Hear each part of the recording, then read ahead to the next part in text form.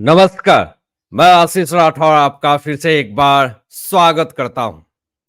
जो उम्मीदें INDI alliance को थी वो उम्मीदें तो सही साबित नहीं हो रही है, लेकिन अंत अंत तक इंडी अलायंस पूरी कोशिश में है कि किसी तरीके से हमारी सरकार बन जाए और किसी तरीके से हमने जो सोचा था, जो पैतरा अपनाया था, वो सफल हो जाए। इंडी अलायंस पूरी जोर-तोड़ मेहनत कर रही है और कोशिश में है कि किसी तरीके से तोड़ करके, फोड़ करके, फूट डाल करके अपनी सरकार बना ले, लेकिन फिर भी इंडी अलायंस को कहीं भी राहत मिलती हुई नहीं दिख रही है। दोस्तों, 292 सीट एनडीए को मिले और 233 से 234 सीट इंडी अलायंस को मिली। मतलब कि पूरी इंडी अलायंस मिल करके भी बीजेपी को 240 से 42 सीट आए अकेले। पूरी भारी पड़ गई बीजेपी अकेले इंडी अलायंस पे। लेकिन फिर भी आदत से मजबूर इंडी अलायंस को ये लग रहा कि अगर एनडीए की सरकार आ जाती है तो 5 साल में तो हमारा सुपड़ा जो है वो पूरी तरीके से साफ हो जाएगा। दोस्तों, अब नजरें टिकी हुई है दो पार्टी पे, एक तो जेडीयू और दूसरा टीडीपी। ये दो पार्टी ऐसे हैं जिससे पूरी तरीके से मामला जो है वो अटका हुआ है। एक तो चंद्रबाबू नायडू की पार्टी और दूसरा नीतीश कुमार की पार्टी। अब इन दोनों पार्टी को लेकर के क्या बड़ी अपडेट आ रही है, क्या खुलासे आ रहे हैं और अंदर ही अंदर क्या खिचड़ी पक रही है। दिल्ली में 3 बड़ी बैठक हो रही है, इसमें किस किस की क्या मांग है, क्या डिमांड है। देखिए, अगर नरेंद्र मोदी जी का अगर बहुमत से ऊपर 272 से सीट से ऊपर अगर सीट आ जाते तो आज किसी को मनाने की जरूरत नहीं पड़ती। सत्यता यही है।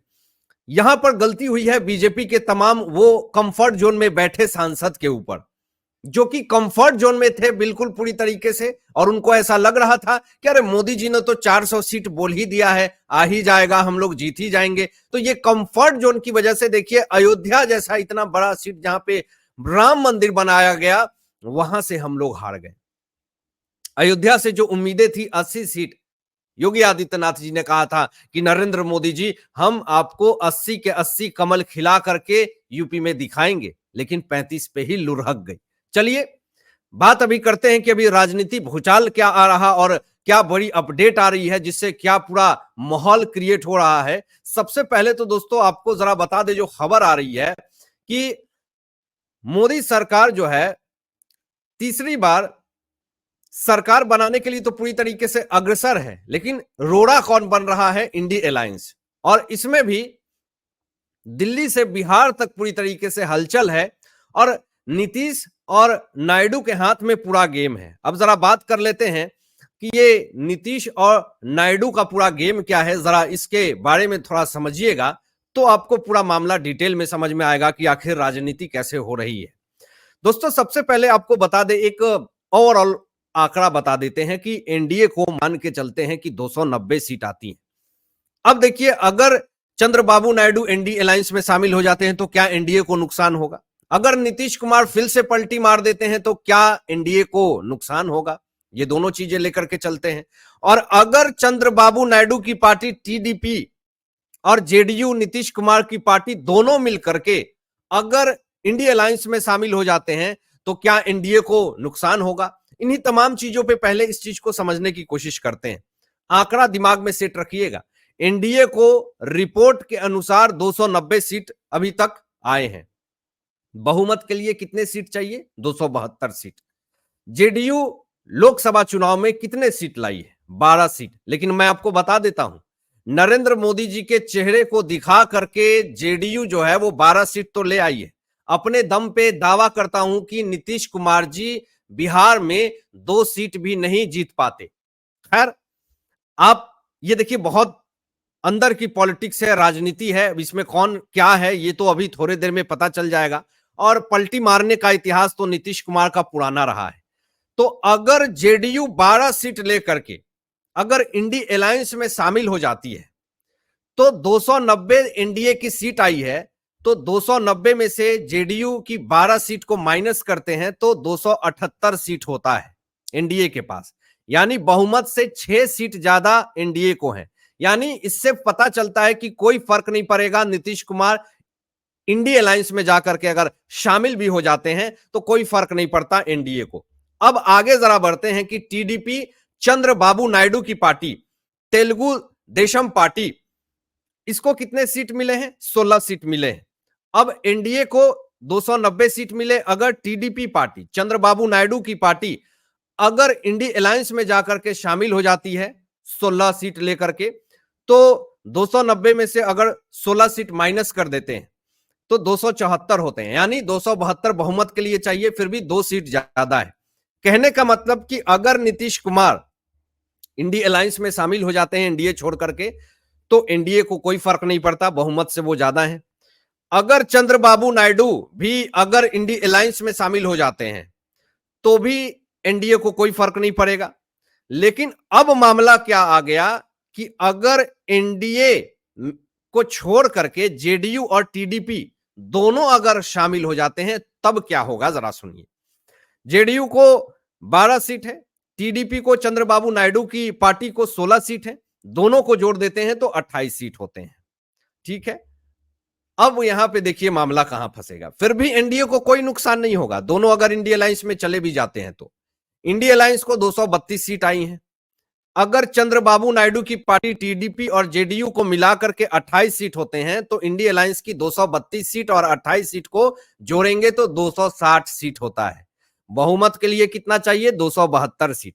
यानी किसी भी मामले में जो है वो चंद्रबाबू नायडू मिल जाए चाहे जेडीयू मिल जाए जाकर के इंडिया अलायंस में, इंडिया अलायंस की सरकार बनती हुई नहीं दिख रही है।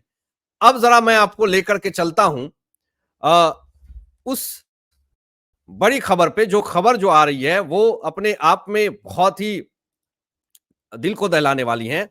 देखिए जरा, अब खबर ये आ रही है, कुछ फोटो भी वायरल हो रहे हैं, वो मैं आपको दिखाऊंगा कि एक ही फ्लाइट से दिल्ली आ रहे हैं नीतीश कुमार और तेजस्वी यादव। सरकार गठन के लिए एनडीए और इंडी दोनों खेमों में जो है वो हलचल पूरी तरीके से तेज है। मैं आपको बता दूं कि आज दिल्ली में एनडीए की एक अहम बैठक हो रही है और इस बैठक में शामिल होने के लिए बिहार के सीएम नीतीश कुमार पहुंच रहे हैं।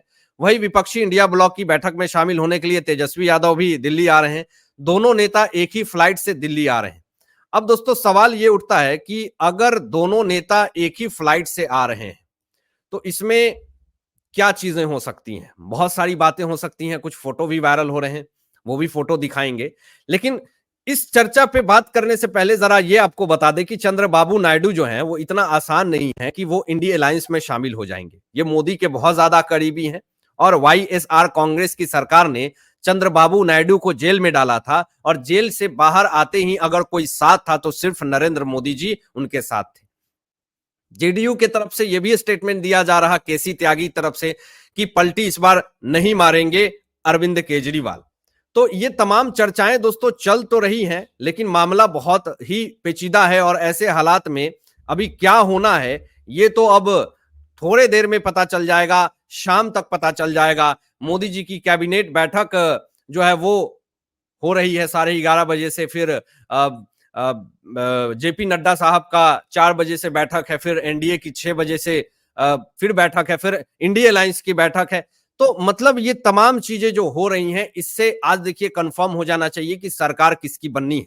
पूरा मामला जो है वो काफी ज्यादा, अब माहौल जो है वो काफी ज्यादा गर्म हो चुका है। जरा देखिए खबर एक और आ रही है जो मैं आपको दिखा दूं यहां पे, कि नायडू और नीतीश ने शुरू की प्रेशर पॉलिटिक्स, स्पीकर पद पर दावा ठोक दिया है दोस्तों। अब स्पीकर पद के लिए पूरी तरीके से यहाँ पे एक माहौल जो है वो क्रिएट किया जा रहा कि किसी तरीके से हमें स्पीकर पद दे दिया जाए।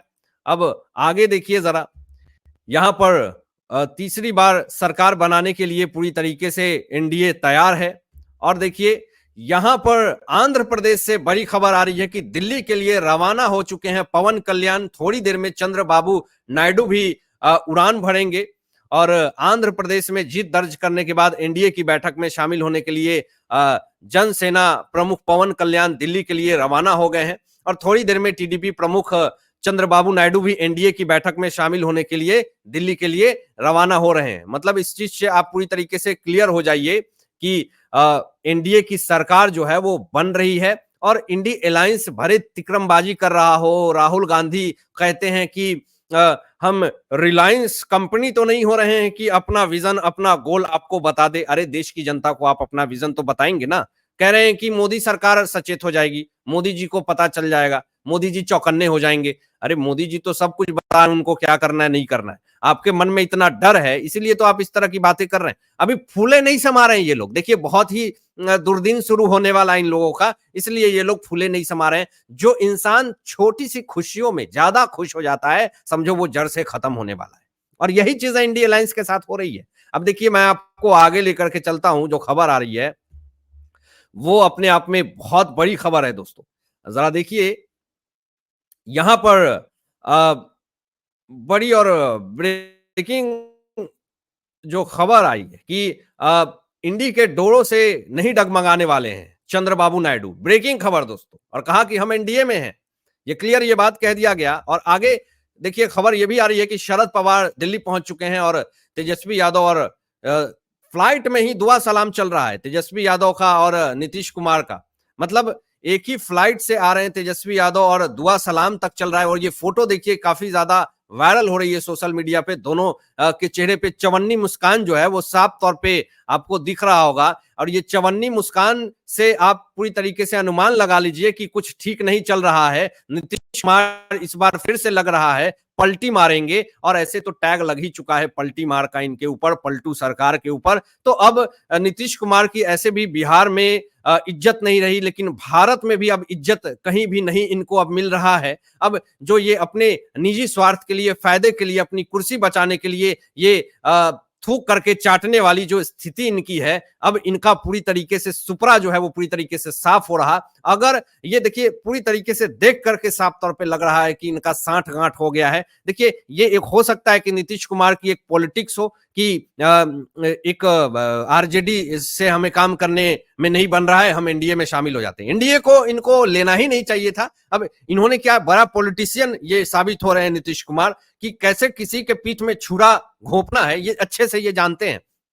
और इसीलिए इन्होंने इतना बड़ा पैतरा अपना दिया। और एनडीए का दिमाग यहां पे काम नहीं करता है। आप इतनी बड़ी पार्टी हैं, उसी वक्त इनको कहना चाहिए जाओ भागो यहां से, तुम्हारे लिए कोई जगह नहीं है। उसी वक्त चीखते हुए चिल्लाते हुए इनको भगाना चाहिए था। अगर देखिए एनडीए में शामिल होकर के अगर ये एनडीए की सरकार बनाने में अगर सहायता करते हैं, मदद करते हैं, तो एक इमेज बरकरार हो जाएगी नीतीश कुमार की। अगर फिर से उन्हें पलटी तो ये भारत देश में बिहार की जनता का पूरी तरीके से अपमान कर रहे हैं। कहीं ना कहीं पूरी देश और दुनिया देख करके हंस रही है नीतीश कुमार के ऊपर कि ऐसा घटिया नेता तो हमने आज तक जिंदगी में नहीं देखा। तो मतलब इस तरह का माहौल दोस्तों पूरी तरीके से क्रिएट हो रहा है। हालांकि आप क्या सोचते हैं इन तमाम मुद्दों पे अपनी विचार व्यक्त कीजिएगा। और ऐसा ही लेटेस्ट अपडेट पाने के लिए इस चैनल को सब्सक्राइब करके बेल आइकन प्रेस कर लीजिएगा और अपने दोस्तों शेयर कीजिएगा। Thanks for watching my video. जय हिंद।